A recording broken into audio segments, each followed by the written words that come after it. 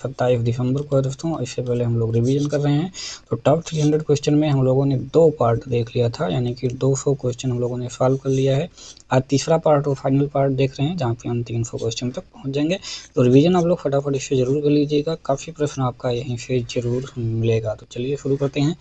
बिहार का वह जिला कौन सा है जहाँ पर महिलाओं की संख्या पुरुषों की संख्या से अधिक है? तो वो है आपका, वो जहाँ पर ज़्यादा है तो वो है गोपालगंज। गोपालगंज में महिलाओं की संख्या पुरुषों की संख्या से अधिक है। लॉर्ड सिंघा ने 1921 में कहाँ के गवर्नर पद से त्यागपत्र दिया था? तो ये दिया था बिहार और उड़ीसा। बिहार और उड़ीसा के गवर्नर पद से त्यागपत्र दे दिया था।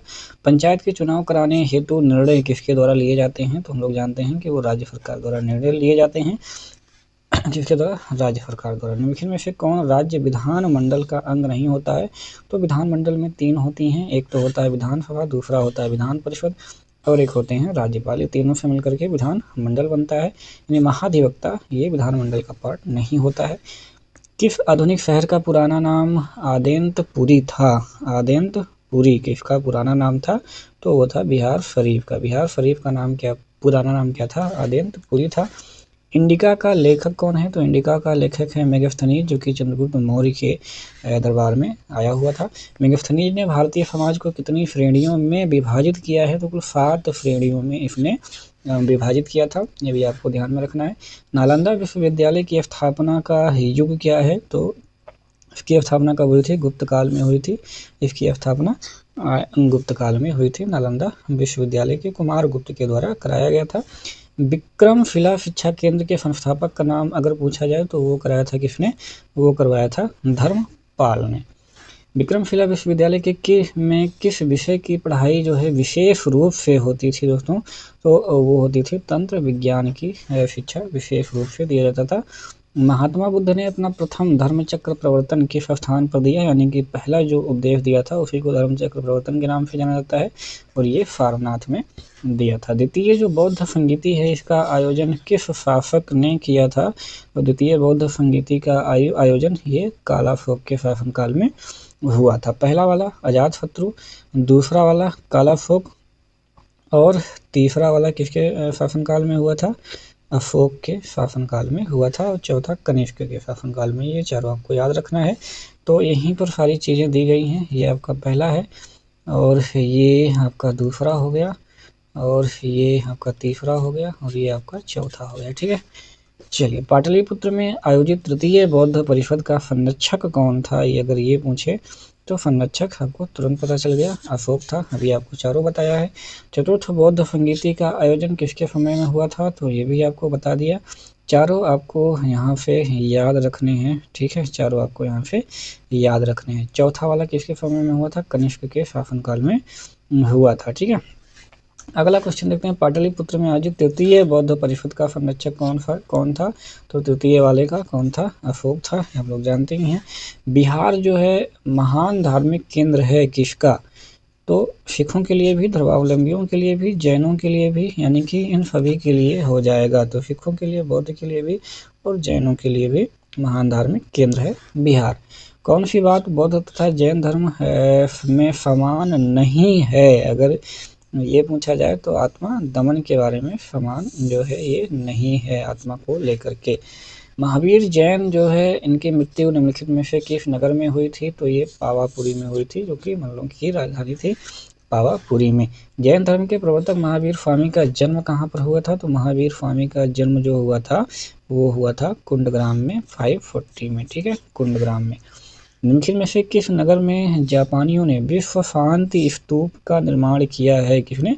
जापानियों ने विश्व शांति स्तूप का निर्माण कराया था, तो वो कराया है आपके राजगीर में कराया था जापानियों ने। जैन धर्मावलंबियों का जो मुख्य तीर्थ स्थल है, जैन धर्मावलंबियों की बात कर रहा है, तो उसमें से वैशाली भी है।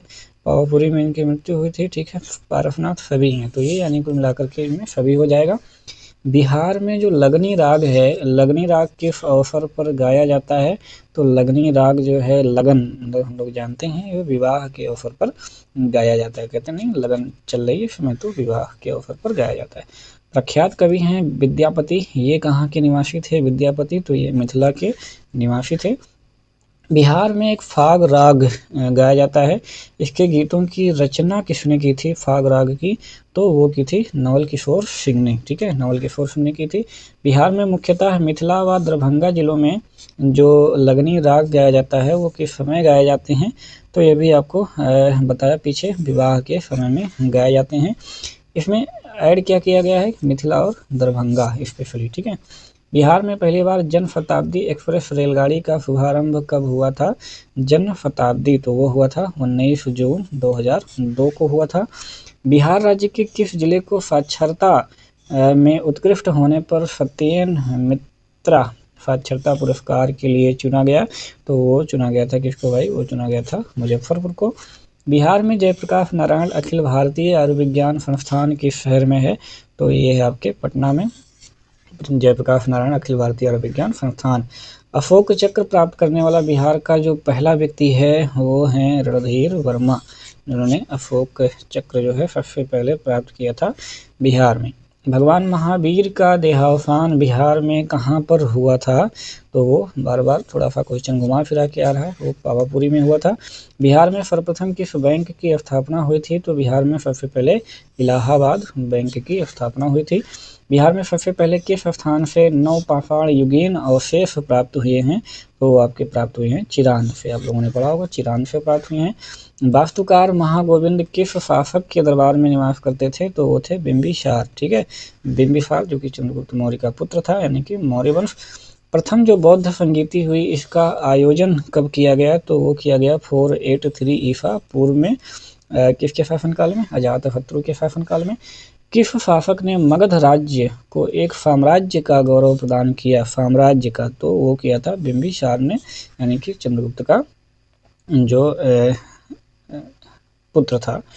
बिहार में किन स्थानों से काले और चमकीले मृदभांड प्राप्त हुए हैं? तो वो बक्सर और चिरांद से प्राप्त हुए हैं, चमकीले और काले। बिहार में जो तुर्क शासन था उस युग का शुभारंभ कब हुआ, यानी कि बिहार में? तो वो शुरू हुआ है आपके 1203 ईस्वी में। बिहार में किसको बिहार शरीफ कहते हैं? तो अभी आपको आगे बताया, जो उदंतपुरी है इसको क्या कहते हैं? बिहार शरीफ के नाम से जाना जाता है। किस स्थान से 2H मूर्तियां प्राप्त हुई हैं बिहार से? तो वो प्राप्त हुई हैं पाटलिपुत्र से 2H मूर्तियां प्राप्त हुई हैं। बिहार में जो अजगैबीनाथ मंदिर है, अजगैबीनाथ मंदिर ये आपका सुल्तानगंज में है। कहाँ पर? सुल्तानगंज में है। और जो नालंदा विश्वविद्यालय है इसके प्रसिद्ध कुलपति इनमें से कौन थे? तो इनमें से थे शीलभद्र, शीलभद्र बहुत फेमस हैं नालंदा विश्वविद्यालय के प्रसिद्ध कुलपति। किस शासक के प्रयासों से नालंदा विश्वविद्यालय की स्थापना हुई थी? तो नालंदा विश्वविद्यालय कुमारगुप्त प्रथम के प्रयासों से हुई थी, इसी को इनका संस्थापक भी कहा जाता है। वैशाली में पुरातात्विक जो संग्रहालय है उसकी स्थापना कब हुई थी? तो 1945 ईस्वी में हुई थी। बोध गया में पुरातात्विक संग्रहालय की स्थापना कब हुई थी? तो आपकी ये 1956 ईस्वी में हुई थी। बिहार राज्य की जो चंद्रभारी संग्रहालय है दरभंगा, इसकी स्थापना कब हुई थी? तो ये आपकी 1957 ईस्वी में हुई थी। बिहार में गया संग्रहालय की स्थापना कब हुई थी? तो 1970 ईस्वी में हुई थी। बिहार राज्य में नवादा जो संग्रहालय है इसकी स्थापना कब हुई थी? तो ये 1974 ईस्वी में हुई थी। बिहार में जो बुद्ध की ताम्र मूर्ति है वो कहाँ से प्राप्त हुई है? ताम्र मूर्ति तो आपके सुल्तानगंज यानी कि भागलपुर से प्राप्त हुई है। बिहार की जो चक्रवर्ती देवी हैं ये किस शैली की प्रमुख चित्रकार थी? तो ये थी मंजूषा शैली, ठीक है, मंजूषा शैली की चक्रवर्ती देवी किस शैली की प्रमुख चित्रकार थी? तो ये मंजूषा शैली की। बिहार में जो Arabic and Persian research institute है ये कहाँ पर स्थित है? तो ये आपके पटना में स्थित है। मिथिला जो संस्कृति विद्यापीठ है इसकी स्थापना कब हुई थी? तो ये हुई थी आपकी 1951 ईस्वी में। बिहार राज्य की उत्तर दिशा में कौन सा देश है? तो एक ही देश है जैसे सीमा बनाता है, वो भी उत्तर दिशा में है, वो है नेपाल। कौन सा राज्य बिहार राज्य के पूर्वी क्षेत्र में स्थित है? तो पूर्वी क्षेत्र में है आपके पश्चिम बंगाल, पूर्वी क्षेत्र में। बिहार में जो मगध विश्वविद्यालय है ये कहाँ पर स्थित है? तो मगध विश्वविद्यालय आपका बोध गया में स्थित है। बोध गया में जो मगध विश्वविद्यालय है इसकी स्थापना कब हुई थी? तो इसकी स्थापना हुई थी 1962 ईस्वी में। राजेंद्र कृषि विश्वविद्यालय ये कहाँ पर स्थित है? तो ये पूसा में स्थित है, यानी कि समस्तीपुर, जहाँ के वो रहने वाले थे। बिहार में इंदिरा गांधी ओपन विश्वविद्यालय कहाँ पर है, जिसे कि खुला विश्वविद्यालय कहते हैं। तो जो ओपन यूनिवर्सिटी है वो पटना में है। भूपेंद्र नारायण मंडल विश्वविद्यालय ये कहाँ पर है, तो ये है आपके मधेपुरा में। बिहार में महात्मा गांधी सेतु, ये काफ़ी इंपॉर्टेंट है, किस नदी पर बना हुआ है, तो ये बना हुआ है गंगा नदी पर महात्मा गांधी सेतु। मगध राज्य की राजधानी राजगृह का जो निर्माण है वो किसने करवाया था, तो वो महागोविंद ने करवाया था राजगृह, जिसका पुराना नाम गिरिब्रज है। और फिर जो है राजगृह से पाटलिपुत्र राजधानी जो है सबसे पहले बनाया उदयन ने। बिहार राज्य की जो पहली रेलवे है उसका नाम क्या था, तो उसका नाम था ईस्ट इंडिया रेलवे। बिहार के किस नगर में पहला दूरदर्शन केंद्र स्थापित किया गया था, तो पहला दूरदर्शन केंद्र स्थापित किया गया था आपके मुजफ्फरपुर में। बिहार के भिखारी ठाकुर जो हैं वो किस क्षेत्र में प्रसिद्ध हैं, तो वो नाटककार थे, यानी नाटक के क्षेत्र में प्रसिद्ध थे। प्राचीन काल में बिहार को किस नाम से जाना जाता था, तो बिहार को मगध प्रदेश के नाम से जाना जाता था। किस नाम से, मगध प्रदेश के नाम से जाना जाता था। बाद में जब तुर्क आए तो तुर्कों ने देखा कि यहाँ पर बहुत सारे विहार हैं, विहार मतलब बौद्ध जो विहार होते थे, बौद्ध विहार, तो बौद्ध विहारों की अधिकता होने के कारण विहार विहार विहार बोलते बोलते इसका नाम जो है वो बिहार रखवा दिए। तो बिहार में जो सूती वस्त्र उद्योग है उसका केंद्र कहाँ पर है, तो सूती वस्त्र उद्योग आपके गया में है, फुलवारीशरीफ और आपके मुजफ्फरपुर, तीनों में है, यानी कि इसका आंसर हो जाएगा सभी। बिहार में कहाँ पर एकमात्र जो है तेल शोधक कारखाना है, तो वो है बरौनी में। वेरी इंपॉर्टेंट, कई बार आपको बताया गया है। बिहार की पहली जो मैथिली फिल्म है वो कौन सी है, तो वो है कन्यादान। पहली मैथिली फिल्म है बिहार की कन्यादान। बिहार के प्रथम महाकवि कौन हैं, तो वो हैं विद्यापति, इनके बारे में आपको पीछे भी बताया जा चुका है, काफ़ी फेमस है। बिहार के प्रथम महिला मुख्यमंत्री अगर पूछा जाए तो पहली महिला मुख्यमंत्री थी राबड़ी देवी, ये भी आपको ध्यान में रखना है। मायावती जो है उत्तर प्रदेश की दूसरी महिला मुख्यमंत्री थी और सुचेता कृपलानी पहली, तो ये उत्तर प्रदेश के बारे में हो जाएगा। बिहार का अगर सर्वाधिक बर्फ़ा वाला ज़िला देखा जाए, सर्वाधिक वर्षा कहाँ पर होती है, तो वो होती है आपके किशनगंज में। और सर्वाधिक गर्म ज़िला कौन सा है यहाँ का, तो सर्वाधिक गर्म ज़िला है गया, ठीक है। सोनपुर जो नगर है ये किस नदी के तट पर बसा हुआ है, तो ये गंडक नदी के तट पर बसा हुआ है सोनपुर। बिहार में जो गया नगर है ये किस नदी के तट पर स्थित है, तो गया जो है ये आपका फल्गु नदी है, इसके तट पर स्थित है।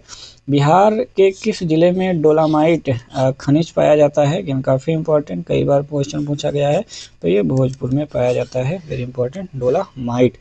महात्मा गांधी ने प्रथम सत्याग्रह बिहार के किस स्थान पर स्टार्ट किया था, तो चंपारण सत्याग्रह 1917 ईस्वी में स्टार्ट किया था।